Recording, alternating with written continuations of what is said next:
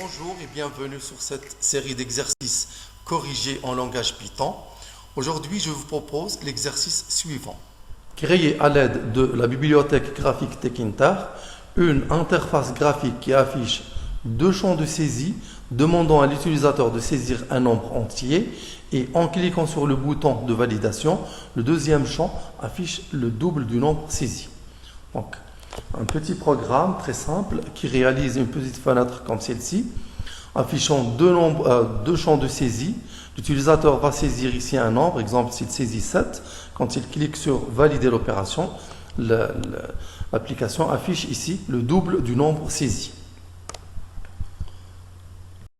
Alors, on commence par créer la fenêtre Tkinter.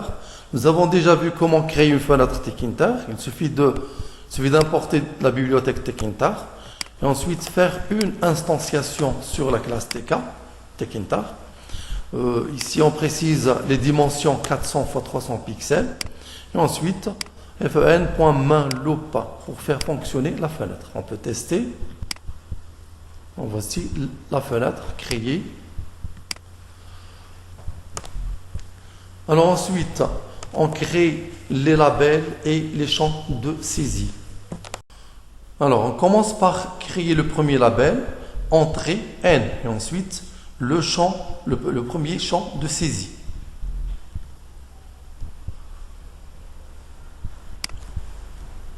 On crée le label à l'aide de la classe label. On va l'appeler par exemple LBL nombre 1 égale label. Entre parenthèses, on précise la fenêtre, ou bien le nom de la fenêtre sur laquelle le label sera créé. fen, virgule, texte du label, égale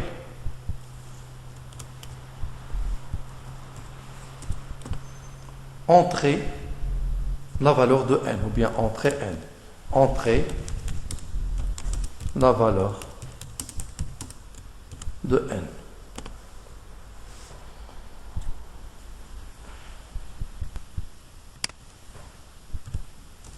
Et ensuite, on place le label sur la fenêtre. LBL nombre 1. Point, on utilise la méthode place. Point place, entre parenthèses, je précise l'abscisse égale par exemple 50 pixels. Horizontalement, il sera décalé de 50 pixels. Virgule et verticalement, je vais prendre la même mesure, 50 pixels. Je peux tester.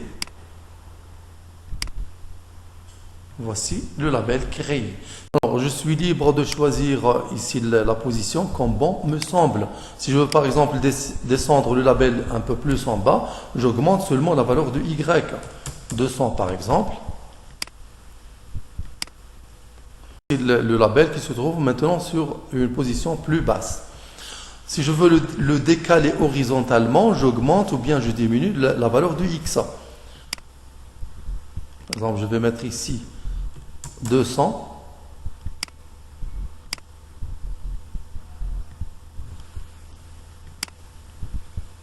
Et voici le label maintenant qui est décalé horizontalement.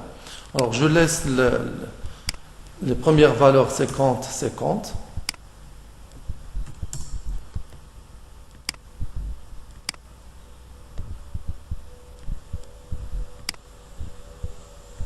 Alors, je crée maintenant le premier champ de saisie en utilisant la classe entrée.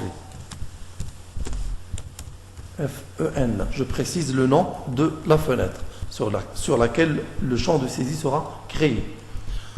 Et je donne un nom à ce champ de saisie, par exemple entrée, nombre 1. Entrée, nombre 1 égale entrée FEN.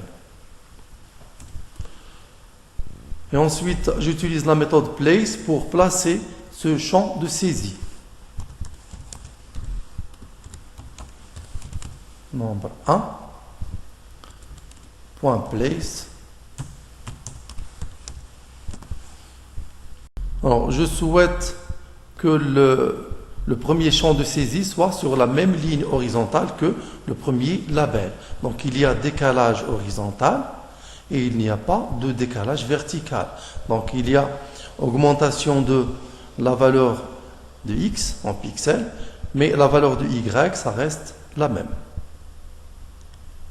Je vais donc augmenter le 50 par exemple 100 pixels. J'utilise 150 pixels.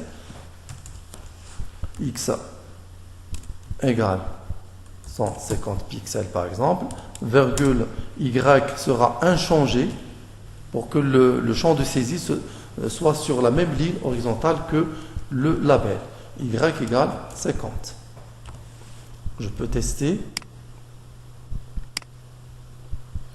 Regardez maintenant, les deux se trouvent sur la même ligne. Je vais augmenter encore plus la valeur de x. Je vais utiliser par exemple 180. Comme ça pour séparer les white jets. Donc les white jets sont encore accolés. Je vais augmenter encore plus la valeur de x. Je vais utiliser par exemple 200. Et voilà, maintenant ça marche. Les deux se trouvent sur la même ligne et ne sont pas accolés.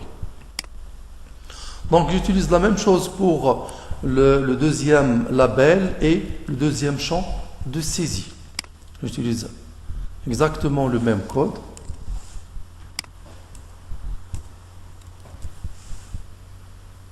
Je vais l'appeler ici LBL nombre 2.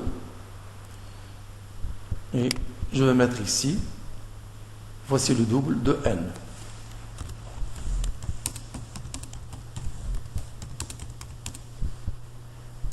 Bien, voici le double seulement.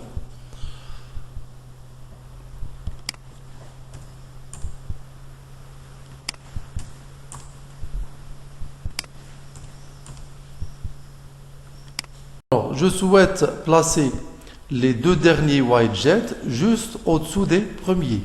Donc, je dois augmenter seulement la valeur de y. Au lieu de 50, je vais prendre ici par exemple 100. Pour mettre les deux derniers white jets juste au-dessous des premiers. Je peux tester. Voici les deux autres. Entrez la valeur de n, voici le double de n. Bon, maintenant, je vais ajouter le bouton valider. Le bouton qui valide l'opération. Je vais la nommer par exemple valider.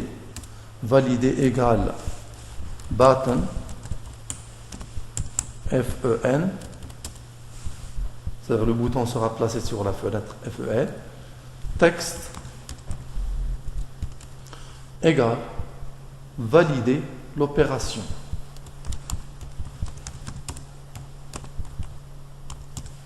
Je ne vais pas mettre d'accent pour ne pas causer de problème de codage. Valider l'opération.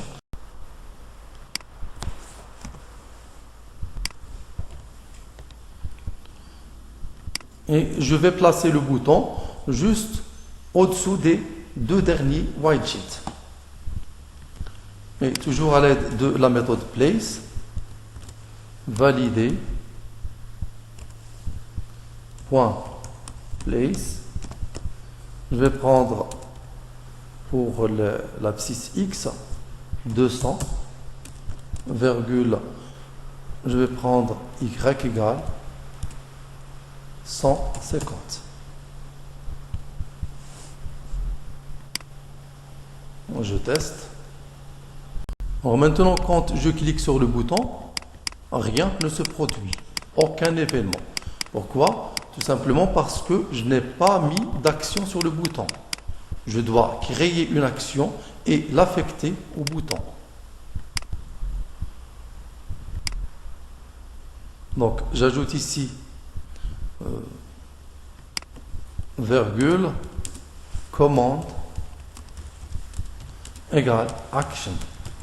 Et je crée l'action.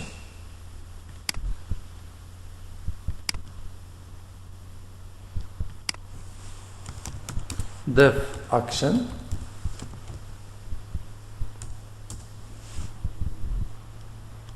Alors, je commence par récupérer la valeur du premier champ sur une variable, je vais la nommer grand N par exemple, n égale entrée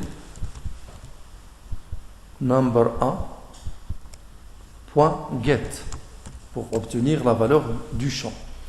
Mais j'obtiens la valeur du champ sous forme de texte. Donc je ne peux pas faire la multiplication par 2. Donc je dois le convertir en entier. Int de entrée number 1 point get. Et ensuite, je définis la deuxième variable n2 égale 2 étoiles grand N. Et j'insère la variable n2 qui est égale 2 étoiles n sur le deuxième champ à l'aide de la méthode insert. Entrée number 2 point insert je vais mettre l'indice 0 pour insérer à la première position, virgule, et j'insère le nombre n2.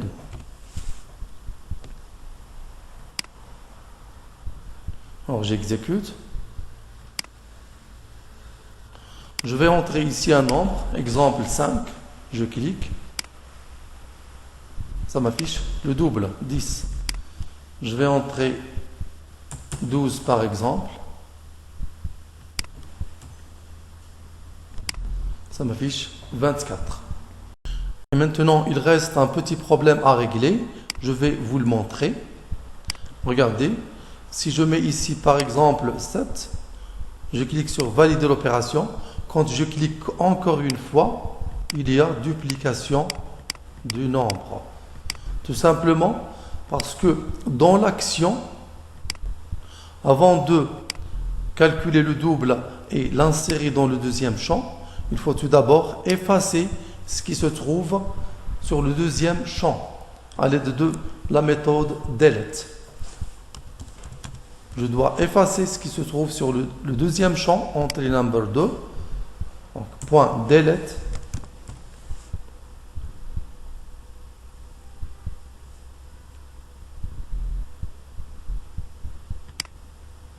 Point delete. Je vais effacer du début jusqu'à la fin. Du début qui est 0, virgule, and.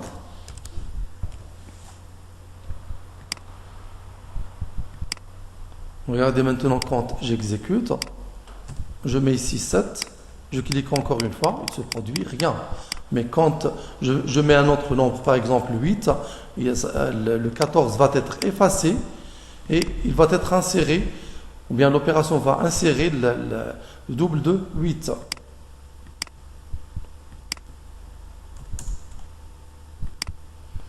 Et voilà, c'est terminé pour aujourd'hui. Merci, au prochain tuto.